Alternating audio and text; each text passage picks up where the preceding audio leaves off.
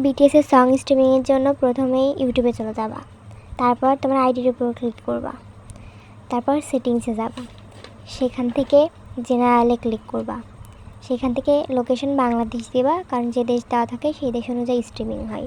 অন্য দেশ দেওয়া থাকলে অন্য দেশে অনুযায়ী স্ট্রিমিং হবে, তাই বাংলাদেশই কনফার্ম করবা। তারপর ক্রোমে চলে যাওয়া, ক্রোমে গিয়ে সার্চ করবা www.youtube.com। তারপর তোমার ইউটিউব চ্যানেলটা শো করবে, উপরের ওই 3 ডট চিহ্নে ক্লিক করবা, তারপর ডেস্কটপ সাইটের পাশে টিক দিবা, তারপর সার্চ করবা তুমি যে সং স্ট্রিমিং করবা। আমি সুইট ড্রিমস স্ট্রিমিং করব। তারপর সংয়ের উপর ক্লিক করবা। সংটা যখন চালু হবে শুরুতে কখনোই লাইক দিবা না, এতে ভিউজ ফ্রিজ হইতে পারে। আর কমেন্ট করলে ইমোজি ইউজ করবা না, আর সাউন্ড রাখবা হচ্ছে অর্ধেকের বেশি। এভাবে স্ট্রিমিং করতে হয়। আর কারোর কোনো কোয়েশ্চেন থাকলে কমেন্টে করো।